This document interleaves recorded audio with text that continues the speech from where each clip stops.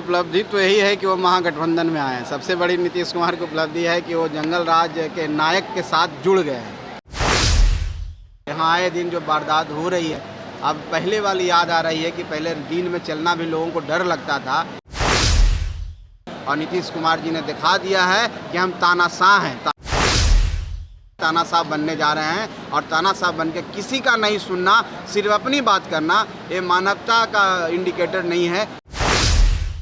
नमस्कार, आप देख रहे हैं मीडिया दर्शन और मैं हूं आपके साथ सचिन तिवारी। महागठबंधन की सरकार का 1 साल पूरा होने पे हम पार्टी के राष्ट्रीय अध्यक्ष संतोष सुमन ने बड़ा हमला बोला और साफ साफ कह रहे हैं कि मुख्यमंत्री नीतीश कुमार की सबसे बड़ी उपलब्धि है कि वो महागठबंधन की सरकार के साथ हैं। नीतीश कुमार की यह भी उपलब्धि है कि वो जो जंगल राज के नायक हैं उनके साथ जुड़ गए हैं। और नाकामी की बात की जाए तो नीतीश कुमार की नाकामी यह है कि आए दिन बिहार में पुल गिर रही है। जो वारदात पहले होता था, यानी कि जो लोगों को पहले बिहार में रोड पे दिन में चलना मुश्किल था, वही स्थिति बिहार का फिर से हो गया है। तमाम मुद्दों की जानकारी देते हुए क्या कुछ कह रहे हैं हम पार्टी के राष्ट्रीय अध्यक्ष संतोष सुमन, पहले आप इस वीडियो में देखिए। उपलब्धि तो यही है कि वो महागठबंधन में आए हैं। सबसे बड़ी नीतीश कुमार की उपलब्धि है कि वो जंगल राज के नायक के साथ जुड़ गए हैं। और नाकामी अगर आप कहेंगे तो यहाँ पुल गिर रहा है, यहाँ आए दिन जो वारदात हो रही है, अब पहले वाली याद आ रही है कि पहले दिन में चलना भी लोगों को डर लगता था।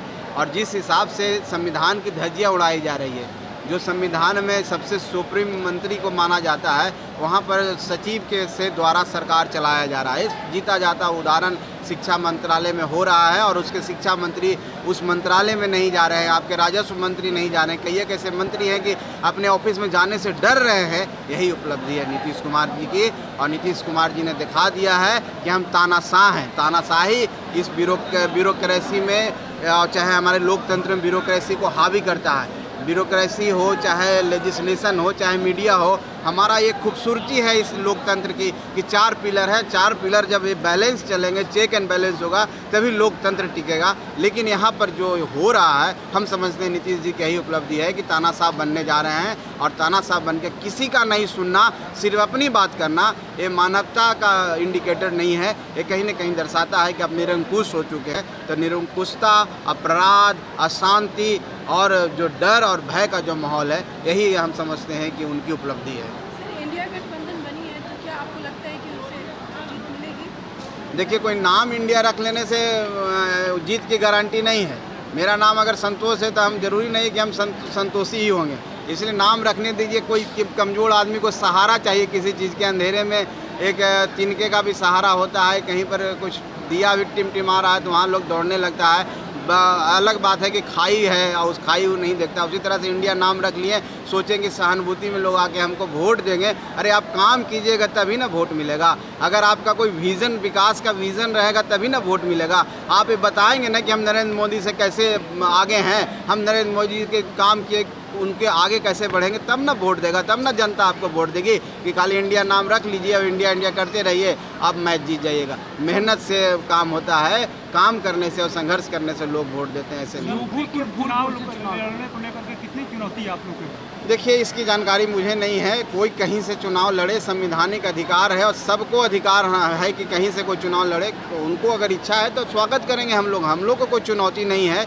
कोई इस तरह की चुनौती नहीं, कहीं से कुछ चुनाव लड़े, उससे क्या फ़र्क पड़ता है। आप लोग भी गठबंधन में थे तब जाति जनगणना की शुरुआत की गई थी, और आप लोग बाहर एनडीए में चले आए हैं। कहा जा रहा है कि जिस तरीके से जाति जनगणना में हार हुई है, उसी तरीके से आने वाले चुनाव में भी हार होगी। देखिए, पहले तो वो बोलते थे कि न्यायालय पर विश्वास ही नहीं करते थे। वो बोलते थे कि भाजपा, भारतीय जनता पार्टी सभी संस्थाओं को अपने कब्जे में कर रखी है, क्या क्या नहीं बोलते थे। और आज राहुल जी को उसी न्यायालय से सम्मान मिला, उसी न्यायालय से न्याय मिला, जैसा कि वो बोल रहे हैं। मान लीजिए जाति जनगणना में वो कह रहे हैं कि हमारी जीत हुई, तो न्यायालय पर अगर भरोसा है तो वो कभी हार जाएंगे तो कहेंगे ईवीएम का दोष है।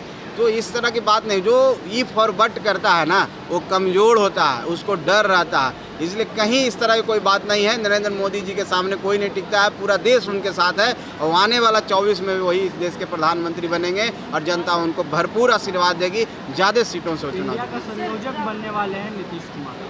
हम तो स्वागत करते हैं, संयोजक बन जाएं तो।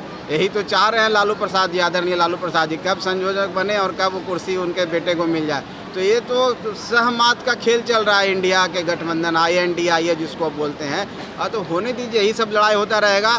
कोई चेहरा नहीं आएगा और इसी तरह लड़ते लड़ते वो बिखर जाएंगे। कितनी सीटों के लेकर के आपकी तैयारी? देखिए अभी हम लोग सारी सीटों पर तैयारी कर रहे हैं, 40 सीटों पर तैयारी करते हैं। इसलिए तैयारी कर रहे हैं कि हमको अपने सहयोगियों को भी मदद करना है। हम जितना मजबूत रहेंगे उतना ही हम अपने गठबंधन को जिताने का काम करेंगे। बाकी हम कितने सीटों पर लड़ेगा इसकी अभी प्रारंभिक बात सब हो गई है, लेकिन ये मीडिया में बोलने की बात नहीं है। बाकी कुछ सीटों पर रहता है, वो आने वाला समय में सब। हम 5 सीट कभी नहीं बोले, हमने बोला मेरी तैयारी थी उस समय, आज 2-3 महीना पहले बोला था, उसको आपने बोला। तो अभी आपने देखा हम पार्टी के राष्ट्रीय अध्यक्ष संतोष सुमन ने क्या कुछ कहा। उन्होंने महागठबंधन की सरकार का 1 साल पूरा होने को लेकर बड़ा बयान दिया है और साफ साफ कह रहे हैं कि मुख्यमंत्री नीतीश कुमार की उपलब्धि यह है कि वो हम महागठबंधन की सरकार के साथ हैं। मुख्यमंत्री नीतीश कुमार की उपलब्धि ये भी है कि वो जो जंगल राज के नायक हैं उनके साथ हैं। और नाकामी की बात की जाए तो नीतीश कुमार की नाकामी यह भी है कि आए दिन बिहार में पुल गिर रही है, आए दिन बिहार में जो पहले बर्ताव हो रहा था, यानी कि जो लोगों को दिन में चलने में डर लग रहा था, लोग दिन में नहीं चल पा रहे थे, वही स्थिति बिहार की अब भी होते जा रही है। धन्यवाद। ऐसी तमाम खबरों के जुड़े रहें हमारे साथ। प्लीज हमारे चैनल को लाइक, सब्सक्राइब एंड शेयर जरूर करें।